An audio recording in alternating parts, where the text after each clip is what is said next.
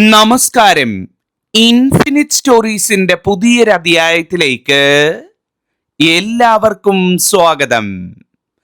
നമ്മുടെ ജീവിതത്തിലേക്ക് ഐശ്വര്യവും സമൃദ്ധിയും നിറച്ചുകൊണ്ട് മറ്റൊരു പൊന്നോണം കൂടി, മറ്റൊരു തിരുവോണം കൂടി കടന്നു വരികയാണ്. നാളെ കഴിഞ്ഞ് ബുധനാഴ്ചയാണ് തിരുവോണം. തിരുവോണ ദിവസം എൻ്റെ എല്ലാ പ്രേക്ഷകരും നിങ്ങളുടെ വീട്ടിനടുത്തുള്ള അമ്പലത്തിൽ പോകണം കേട്ടോ. അമ്പലത്തിൽ പോയി ഞാൻ ഈ പറയുന്ന ഒരേ ഒരു വഴിപാട് നിങ്ങൾ അമ്പലത്തിൽ ചെയ്യണം കേട്ടോ. നിങ്ങളുടെ ജീവിതം രക്ഷപ്പെടും, നിങ്ങളുടെ കുഞ്ഞുങ്ങളുടെ ജീവിതം രക്ഷപ്പെടും, ആ വീട് രക്ഷപ്പെട്ടിരിക്കും എന്നുള്ളതാണ്. ഒരുപക്ഷെ എന്നെക്കൊണ്ട് ഇന്നിത് ഇവിടെ പറയിച്ചതും നിങ്ങളിത് കേൾക്കാനിടയായതും ഭഗവാൻ നിമിത്തമാണ്, ഭഗവതി നിമിത്തമാണ്. ഭഗവാനാണ്, ഭഗവതിയാണ് എന്നെക്കൊണ്ട് ഇത് പറയിച്ചത്. നിങ്ങളുടെ ജീവിതത്തിലെ ഇതുവരെ അനുഭവിച്ചുകൊണ്ടിരിക്കുന്ന സകല ദോഷങ്ങളും തീർത്ത് ഈ തിരുവോണ ഉദയത്തോടുകൂടി നിങ്ങളുടെ ജീവിതം ഉയർച്ചയിലേക്കും ഐശ്വര്യത്തിലേക്കും നീങ്ങാനായി ഭഗവാനായിട്ടൊരു വഴി കാണിച്ചു തന്നതാണ്. എല്ലാവരും ഞാൻ ഈ പറയുന്ന വഴിപാടൊന്ന് തിരുവോണ ദിവസം അമ്പലത്തിൽ ചെയ്തു നോക്കണം കേട്ടോ. അതിൻ്റെ ഫലം നിങ്ങൾക്കും കുടുംബത്തിനും കിട്ടിയിരിക്കും എന്നുള്ളതാണ്. കഴിഞ്ഞ വർഷം ഞാൻ ഒരുപാട് പേർക്ക് ഈ വഴിപാട് പറഞ്ഞു കൊടുത്തിരുന്നു. അതിൽ ഒരുപാട് പേര് ഈ കഴിഞ്ഞ ദിവസങ്ങളിലൊക്കെ വന്ന് എനിക്ക് മെസ്സേജ് അയക്കുകയും അറിയിക്കുകയും ഒക്കെ ചെയ്തിരുന്നു. തിരുമേനി, അങ്ങ് പറഞ്ഞ പോലെ കഴിഞ്ഞ വർഷം ചെയ്തു, ഇക്കൊല്ലവും ഞങ്ങളത് ചെയ്യും. കാരണം കഴിഞ്ഞ വർഷം അത് ചെയ്തതിൻ്റെ ഗുണം ഈ വർഷം മുഴുവൻ ഞങ്ങൾക്ക് കിട്ടി. ഞങ്ങളുടെ എല്ലാ കാര്യത്തിലും ഐശ്വര്യം ഉണ്ടായിരുന്നു, തടസ്സങ്ങളൊന്നുമില്ലായിരുന്നു.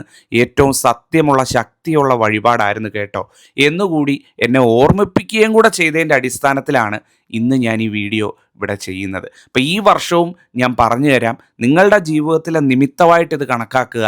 അമ്പലത്തിൽ പോകുന്ന എല്ലാവരും വഴിപാട് ചെയ്യുക.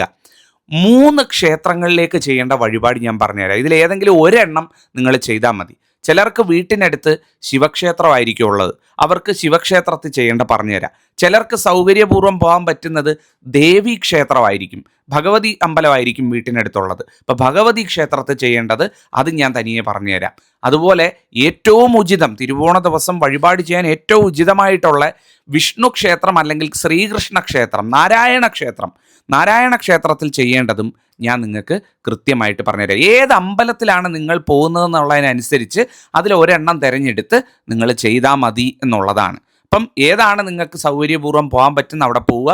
ഏറ്റവും നല്ലത് തിരുവോണ നാളിൽ ഏത് ദർശനമാണ് എന്ന് എൻ്റെ അടുത്ത് ചോദിച്ചാൽ എൻ്റെ അനുഭവത്തിലും നമ്മളുടെ പാരമ്പര്യ അടിസ്ഥാനത്തിലും പറയുകയാണെന്നുണ്ടെങ്കിൽ അത് ശ്രീകൃഷ്ണസ്വാമി ക്ഷേത്രത്തിൽ അല്ലെങ്കിൽ നാരായണമൂർത്തി ക്ഷേത്രത്തിൽ പോകുന്നതാണ് ഏറ്റവും ഉചിതം എന്ന് പറയുന്നത്. അപ്പോൾ ഓരോരോ വഴിപാടായിട്ട് ഞാൻ പറഞ്ഞുതരാം. 3 എണ്ണം പറയാം, 3ഉം കേട്ട് നോക്കൂ. ഏതാണ് നിങ്ങൾക്ക് സൗകര്യാർത്ഥം അത് ചെയ്യുക എന്നുള്ളതാണ്.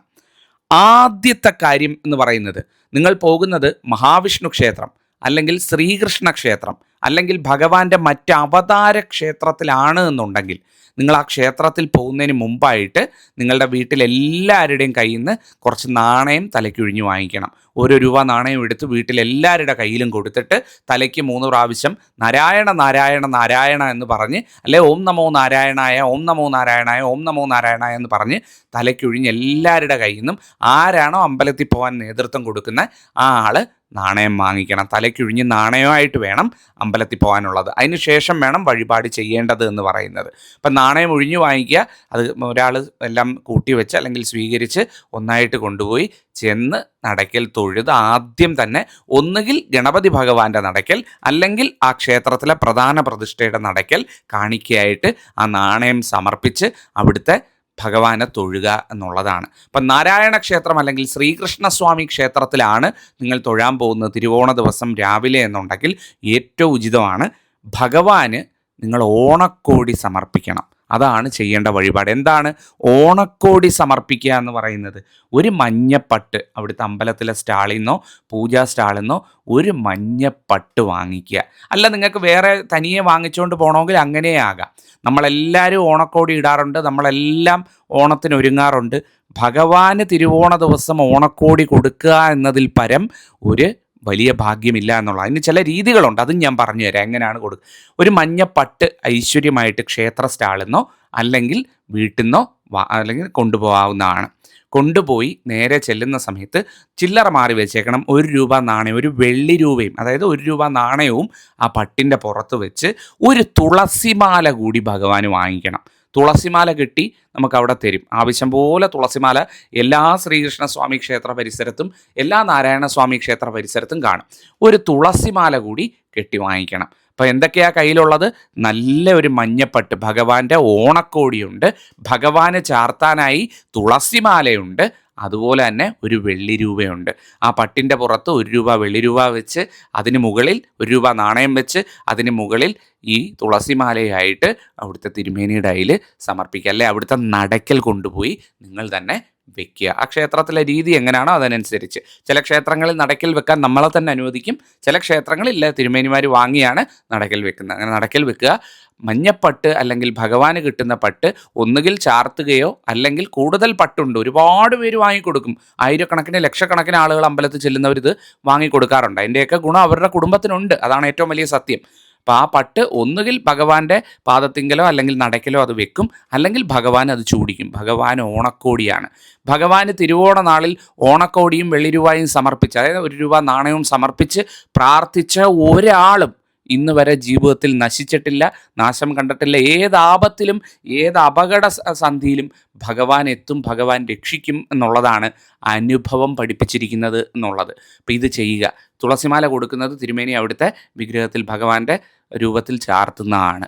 ഇത്രയും ചാർത്തി ഓം നമോ നാരായണ ചൊല്ലി ഭഗവാനെ പ്രാർത്ഥിച്ച് ഗണപതി ഭഗവാന്റെ നടക്കൽ, ഗണപതി പ്രതിഷ്ഠ ഉണ്ടാവും, ഗണപതി ഭഗവാന്റെ അടുത്ത് പോയി 12 ഏത്തവിട്ട് ഓം ഗം ഗണപതിയെ നമ ചൊല്ലി പ്രാർത്ഥിച്ച് ഓം ക്ലീം കൃഷ്ണായ നമ, ശ്രീകൃഷ്ണസ്വാമി ക്ഷേത്രമാണെങ്കിൽ ഓം ക്ലീം കൃഷ്ണായ നമ ചൊല്ലി പ്രാർത്ഥിച്ച് ഭഗവാനെ പ്രാർത്ഥിച്ച് തൊഴുത് മടങ്ങുക. അവിടുന്ന് എന്തെങ്കിലും പ്രസാദം തരുമെങ്കിൽ ആ പ്രസാദത്തിന് വേണമെങ്കിൽ ബാക്കി സൂക്തം പോലുള്ള അർച്ചനയൊക്കെ നടത്തണമെങ്കിൽ നടത്തിക്കൊള്ളൂ, അതൊക്കെ നല്ലതാണ്, അതൊന്നും വേണ്ടാന്ന് പറയുന്നില്ല. പക്ഷേ ഭഗവാൻ ഓണക്കോടി സമർപ്പിച്ച് നിങ്ങളൊന്ന് പ്രാർത്ഥിച്ച് നോക്കിക്കേ, നിങ്ങളുടെ ജീവിതം രക്ഷപ്പെട്ടു എന്ന് പറയാം.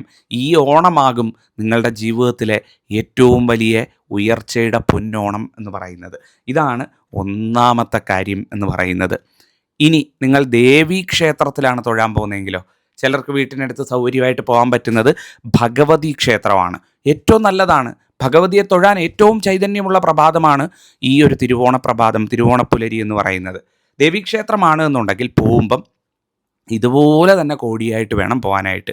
ഭഗവതിക്ക് ചുവന്ന പട്ട് വാങ്ങിക്കൊണ്ട് വേണം പോകാനായിട്ട്, മഞ്ഞപ്പട്ടല്ല, ചുവന്ന പട്ട് വാങ്ങിക്കൊണ്ട് പോകണം. ഭഗവതിക്ക് നേരത്തെ പറഞ്ഞ പോലെ തന്നെ ചുവന്ന പട്ടും 1 രൂപ വെള്ളി രൂപ നാണയവും, അതുപോലെ തന്നെ ഭഗവതിക്ക് നിങ്ങൾ ആ ക്ഷേത്രത്തിൽ പോയി ഒരു തെച്ചിമാലയും കൂടെ വാങ്ങി നൽകുക. തെച്ചിപ്പൂ കൊണ്ട് കെട്ടിയ മാല ഭഗവതിക്ക് തിരുവോണ നാളിൽ ചാർത്തുന്നതിൽ പരമൈശ്വര്യം വേറെ ഒന്നുമില്ല എന്നുള്ളതാണ്. അപ്പം ഭഗവതിക്ക് നമ്മളെല്ലാവരും ഓണക്കോടി ഇട്ടുകൊണ്ടായിരിക്കും അമ്പലത്തിൽ പോകുന്നത്. ആ ഓണക്കോടി ഇട്ടുകൊണ്ട് പോകുന്നതിനോടൊപ്പം ഭഗവതിക്കും നമ്മൾ ഓണക്കോടി കൊണ്ട് കൊടുക്കുക. അതിൽ പരമൊരു ഐശ്വര്യം വേറെ കിട്ടാനുണ്ടോ? ഏറ്റവും ചൈതന്യമല്ലേ ഒരു ചുവന്ന പട്ടും ഭഗവതിക്ക് ഒരു വെള്ളി രൂപ നാണയവും അതോടൊപ്പം ഒരു തെച്ചിപ്പൂ മാലയും, ചൈതന്യം തുളുമ്പുന്ന തിരുവോണപ്പുലരിയിൽ തെച്ചിപ്പൂ മാലയും ചാർത്തി ഭഗവതിയെ തൊഴുത് പ്രാർത്ഥിക്കുക. ഏറ്റവും ഐശ്വര്യമായിരിക്കും. ഏത് ക്ഷേത്രത്തിൽ വേണമെങ്കിലും പോയിക്കൊള്ളൂ. ദുർഗാക്ഷേത്രം, മഹാലക്ഷ്മി ക്ഷേത്രം, ഭദ്രകാളി ക്ഷേത്രം, ബാലദുർഗാ ക്ഷേത്രം, ഭഗവതി ഏത് രൂപത്തിലിരുന്നാലും, ശ്രീ പാർവതി രൂപത്തിലുള്ള ക്ഷേത്രം, ഏത് ഭഗവതി രൂപം, എല്ലാ ആദിപരാശക്തി അമ്മ മാത്രമാണ്. ആ അമ്മയെ ശക്തി സ്വരൂപിണിയെ പ്രാർത്ഥിക്കൂ. വർഷം മുഴുവൻ വിജയം നിങ്ങളുടെ കാൽച്ചുവട്ടിലെത്തും എന്നുള്ളതാണ് ഏറ്റവും സത്യമുള്ള കാര്യം. ഇനി ദേവീക്ഷേത്രത്തിലും അല്ല, നാരായണ ക്ഷേത്രത്തിലും അല്ല, ഞാൻ പോകുന്നത് ശിവക്ഷേത്രത്തിലാണ്. ദേവന്മാരിൽ ദേവൻ, മഹാദേവൻ, സർവശക്തൻ പൊന്നു തമ്പുരാനെ കാണാനാണ് നിങ്ങൾ പോകുന്നത് എന്നുണ്ടെങ്കിൽ, നിങ്ങൾ പോകുന്ന സമയത്ത് ഒരു കൂവളമാല നിർബന്ധമായിട്ടും ഭഗവാന് വേണ്ടി വാങ്ങിക്കുക. ഒരു കൂവളമാല, 1 രൂപ വെള്ളി രൂപ തലയ്ക്കൊഴിഞ്ഞ 1 രൂപ നാണയം, കൂടാതെ ഭഗവാന് വേണ്ടി ഒരു വെള്ള നിവേദ്യത്തിനുള്ള രസീതും കൂടാക്കണം. അപ്പോൾ ഒരു വെള്ള നിവേദ്യം, ഭഗവാൻ 1 രൂപ വെള്ളി നാണയം അല്ലെങ്കിൽ 1 രൂപ നാണയം, അതുകൂടാതെ ഭഗവാന് ഒരു കൂവളമാല. ഇത് 3ഉം വേണം നിങ്ങൾ ശിവക്ഷേത്രത്തിൽ സമർപ്പിച്ച് പ്രാർത്ഥിക്കാൻ. വെള്ള നിവേദ്യത്തിന് രസീതാക്കി കഴിഞ്ഞാൽ ചിലപ്പോൾ നിങ്ങൾക്ക് അന്നേരം കിട്ടത്തില്ല, ചിലപ്പോൾ ലേറ്റാവും. അങ്ങനെയാണെന്നുണ്ടെങ്കിൽ പിന്നെ ഉച്ച കഴിഞ്ഞിട്ടോ വൈകുന്നേരമോ അല്ലെ ഉച്ച സമയത്തോ ഒക്കെ പോയി വാങ്ങിച്ചാൽ മതി. അത് നിങ്ങൾ വാങ്ങിച്ച് സേവിക്കണം. ഏറ്റവും ഐശ്വര്യ തിരുവോണ ദിവസം ആ വെള്ള നിവേദ്യം നടത്തി അത് സേവിക്കുന്നത് ഏറ്റവും ഉചിതമായിട്ടുള്ള കാര്യമാണ്, ഏറ്റവും ഐശ്വര്യം തരുന്ന കാര്യമാണ്. അപ്പോൾ ഈ 3 കാര്യങ്ങൾ പറഞ്ഞതിൽ ഏതമ്പലമാണ് നിങ്ങൾക്ക് സൗകര്യമായിട്ട് പോകാൻ പറ്റുന്നത് അവിടെ പോയി വഴിപാട് ചെയ്യുക എന്നുള്ളതാണ്. ഇനി നിങ്ങൾക്ക് എന്തെങ്കിലും തീർത്താ തീരാത്തൊരാഗ്രഹം നടന്നു കിട്ടണം, ദൈവമേ, എൻ്റെ ജീവിതത്തിൽ ഞാനിനി നേരാൻ വഴിപാടൊന്നുമില്ല, ചെയ്യാൻ പൂജകളും പ്രാർത്ഥനകളും ഒന്നുമില്ല, എൻ്റെ ആഗ്രഹം നടക്കുന്നില്ല, വഴിമുട്ടി നിൽക്കുകയാണ്, തടസ്സപ്പെട്ട് നിൽക്കുകയാണ്, നടക്കുന്നില്ല, എൻ്റെ സ്വപ്നം സാക്ഷാത്കരിക്കപ്പെടണേ, ദൈവമേ എൻ്റെ പ്രാർത്ഥന ഫലിക്കണേ എന്ന് നിങ്ങൾ ആഗ്രഹിക്കുന്ന ഒരു കാര്യമുണ്ടെങ്കിൽ അത് ചെയ്യാനായിട്ട് ഞാൻ നിങ്ങൾക്ക് ഒരു വഴിപാട് പറഞ്ഞു തരാം. അത് മറ്റൊന്നുമല്ല, മുക്കുറ്റിമാല ഗണപതിക്ക് ചാർത്തുക എന്ന് പറയുന്നതാണ്. തിരുവോണ ദിവസം മുക്കുറ്റിമാല കെട്ടി, അല്ലെങ്കിൽ മുക്കുറ്റി കൊണ്ട് കെട്ടിയ മാല നിങ്ങൾക്ക് വീട്ടിലുണ്ടെങ്കിൽ വീട്ടിൽ നിന്ന് കെട്ടിക്കൊണ്ട് പോകാം. അതല്ല പൂക്കടയിൽ പറഞ്ഞ് ചെയ്യിക്കുകയാണെന്നുണ്ടെങ്കിൽ നേരത്തെ കൂട്ടി പറയണമെങ്കിൽ മുക്കുറ്റിയൊക്കെ അവർക്ക് തരപ്പെടുത്താൻ പറ്റുള്ളൂ. അപ്പം മുക്കുറ്റി കൊണ്ട് മുക്കുറ്റിമാല കെട്ടി മുക്കുറ്റിമാല ഗണപതിക്ക് ചാർത്തി തിരുവോണ നാളിൽ ഭഗവാനെ കണ്ട് 12 ഏത്ത വിട്ട് ഭഗവാന്റെ മുന്നിൽ പറ്റിയാൽ ഒരു നാളികേരവും ഉടച്ച് ഐശ്വര്യമായിട്ടൊന്ന് തൊഴുതു നോക്കിക്കേ. ഈ ലോകം മുഴുവൻ നിങ്ങൾക്ക് എതിരെ നിൽക്കുന്ന കാര്യമാണെങ്കിലും, ഈ ലോകം മുഴുവൻ നടക്കില്ല എന്ന് പറയുന്ന കാര്യമാണെങ്കിലും, എല്ലാവരും നിങ്ങൾക്ക് വഴിമുടക്കി നിൽക്കുന്ന, പ്രപഞ്ചം മുഴുവൻ നിങ്ങൾക്ക് എതിരെ നിൽക്കുന്ന കാര്യമാണെന്നുണ്ടെങ്കിലും, ഭഗവാൻ വിനായകൻ, വിഘ്നേശ്വരൻ, മഹാഗണപതി മുന്നിൽ നിന്ന് നയിച്ച് എല്ലാ തടസ്സങ്ങളെയും തള്ളി നീക്കി, എല്ലാ തടസ്സങ്ങളെയും മുറിച്ചു മാറ്റി നിങ്ങൾക്ക് വഴി തെളിയിക്കും, നിങ്ങളെ ലക്ഷ്യത്തിൽ കൊണ്ടുവന്നെത്തിക്കും എന്നുള്ളതാണ്. അനുഭവത്തിൻ്റെയും കൂടെ പശ്ചാത്തലത്തിലാണ് പറയുന്നത്. ആരൊക്കെ മഹാഗണപതിക്ക് മുക്കുറ്റിമാല ചാർത്തി നാളെ ഇതുവരെ ഇത്തരത്തിൽ തിരുവോണ നാളിൽ ആഗ്രഹം പറഞ്ഞ് പ്രാർത്ഥിച്ചിട്ടുണ്ടോ അതൊക്കെ നടന്ന ചരിത്രമേ ഉള്ളൂ, സത്യമുള്ള കാര്യമാണ്. അങ്ങനെ എന്തെങ്കിലും ഒരു ആഗ്രഹത്തിൻ്റെ പുറകെയാണ് നിങ്ങൾ വഴിപാടും നേർച്ചയും ചെയ്തിട്ട് നടക്കുന്നില്ല എന്നുണ്ടെങ്കിൽ ചെയ്തു നോക്കൂ, അച്ചിട്ടാണ് ഫലം എന്നുള്ളതാണ് ഏറ്റവും സത്യമുള്ള കാര്യം. ഇതൊന്നും ആരും അധികം പറഞ്ഞു കൊടുക്കത്തില്ല, വളരെ പ്രൈവറ്റായിട്ട് കൺസൾട്ടിങ്ങിന് വരുന്നവർക്ക് മാത്രം പറഞ്ഞു കൊടുക്കുന്ന കാര്യങ്ങളാണ്, ചെയ്താൽ ഗുണമുള്ള കാര്യങ്ങളാണ് ഈശ്വരനായിട്ട് കാണിച്ചു തന്നു എന്ന് കരുതൂ. ക്ഷേത്രത്തിൽ പോകുന്ന എല്ലാവരും ഒഴിഞ്ഞു കൊണ്ടുവന്ന നാണയം സമർപ്പിക്കുക, ഗണപതി ഭഗവാനെ ഓം ഗം ഗണപതയെ ചൊല്ലി പ്രാർത്ഥിക്കുക, ഓം ക്ലീം കൃഷ്ണായ നമ ചൊല്ലി കൃഷ്ണൻ്റെ അമ്പലത്തിൽ പോകുന്നവർ ഭഗവാനെ തൊഴുക, ഓം നമോ നാരായണായ ചൊല്ലുക. അതുപോലെ ശിവക്ഷേത്രത്തിൽ പോകുന്നവർ ഓം നമ ശിവായ 108 ഉരു ജപിക്കാനായിട്ട് മറന്നു പോകരുത്. ഓം ദും ദുർഗായെ നമ ചൊല്ലി പ്രാർത്ഥിക്കാവുന്നതാണ്. ദുർഗാ സന്നിധിയിൽ പോകുന്നവർ, അങ്ങനെ ഏത് ദേവൻ്റെയാണോ ദേവിയുടെ നടക്കിലാണോ നിങ്ങൾ പോകുന്നത് അവിടുത്തെ മൂലമന്ത്രം ചൊല്ലി പ്രാർത്ഥിക്കുക. ആരും വിട്ടുപോകരുത്. തിരുവോണ ദിവസം ഒന്ന് ഓടിപ്പോയി പ്രാർത്ഥിച്ച് ഭഗവാനെ തൊഴുത്, ഒരുക്കങ്ങളുടെ ഇടയിൽ നമ്മൾ ഭഗവാനെ മറന്നു പോകരുത്. നമ്മളുടെ ആഘോഷങ്ങൾക്കിടയിൽ നമ്മൾ ഭഗവാനെ മറക്കാതിരിക്കുമ്പോഴാണ് ശരിക്കുമുള്ള നമ്മുടെ ഭക്തി നമുക്ക് പുറത്തു വരുന്നത്. അതേസമയം നമുക്കൊരു കഷ്ടപ്പാട് വരുമ്പോൾ, ഒരു ദുരിതം വരുമ്പോൾ, ഒരു ദുഃഖം വരുമ്പോൾ നമ്മളെല്ലാവരും ഭഗവാനെ ഓർക്കും, നമ്മൾ ഓടിച്ചെല്ലും, ഭഗവാനെ എനിക്ക് ദുഃഖം വന്നേ എന്ന് പറഞ്ഞ് വിഷമിച്ച് ഓടിച്ചെല്ലും. പക്ഷേ നമ്മളുടെ സന്തോഷാവസ്ഥയിൽ, നമ്മളുടെ ഓണാവസ്ഥയിൽ നമ്മൾ ഭഗവാനെ മറക്കാതിരിക്കുമ്പോഴാണ് അവിടെ ശരിക്കുമുള്ള ഭക്തൻ ജനിക്കുന്നത്, ശരിക്കുമുള്ള ഭഗവത് ചൈതന്യം തൊട്ടറിയാൻ സാധിക്കുന്നത്.